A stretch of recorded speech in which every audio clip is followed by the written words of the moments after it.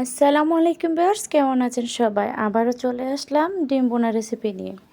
আমি এখানে half KG কাফরু মাছের ডিম নিয়েছি। ডিমটাকে ভালো করে ভাপ দিয়ে নিয়েছি। এখন চুলা থেকে নামিয়ে চুলায় একটা পাইপ্যান বসিয়ে দিয়েছি। দিয়ে দেব পরিমাণ মতো তেল। তেলটা গরম হলে দিয়ে দেব 1 কাপ পেঁয়াজ কুচি। পেঁয়াজটাকে আমি একটু ভেজে নেব।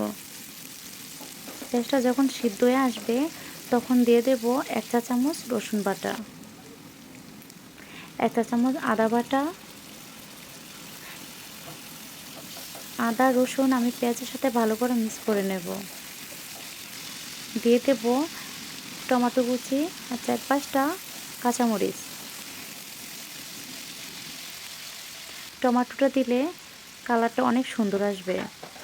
দিয়ে দিচ্ছি স্বাদ মতো লবণ, 1 চা চামচ হলুদের গুঁড়ো, 1 চা চামচ মরিচের গুঁড়ো, 1 চা চামচ ধনিয়ার গুঁড়ো। সবগুলো উপকরণ ভালো করে মিক্স করে নেব।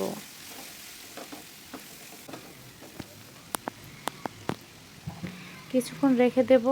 দেখেন আমার পেঁয়াজ থেকে কতটা পানি বের হয়ে আসছে। এখন নেড়ে ছেড়ে ঢাকনা দিয়ে ঢেকে রেখে দেবো। ঢাকনা দিয়ে ঢেকে কিছুক্ষণ রান্না করার পর চলে আসলাম। দিয়ে দিলাম 1 চা চামচ জিরের গুঁড়ো। আবার ভালো করে নেড়ে ছেড়ে দিয়ে দিচ্ছি আগে থেকে ভাপ দেওয়া ডিমগুলো মশলার সাথে ভালো করে মিক্স করে নেব।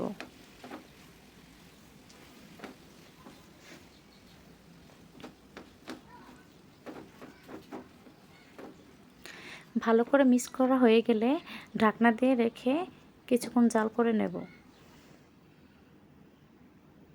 চলে আসলাম কিছুক্ষণ পর। আবারও ভালো করে নেড়ে ছেড়ে ঢাকনা দিয়ে রেখে দেব 10 মিনিটের জন্য। চলে আসলাম 10 মিনিট পর। দেখেন আমার ডিমটা অনেক কষে আসছে। আবার ঢাকনা দিয়ে রেখে কিছুক্ষণ পর পর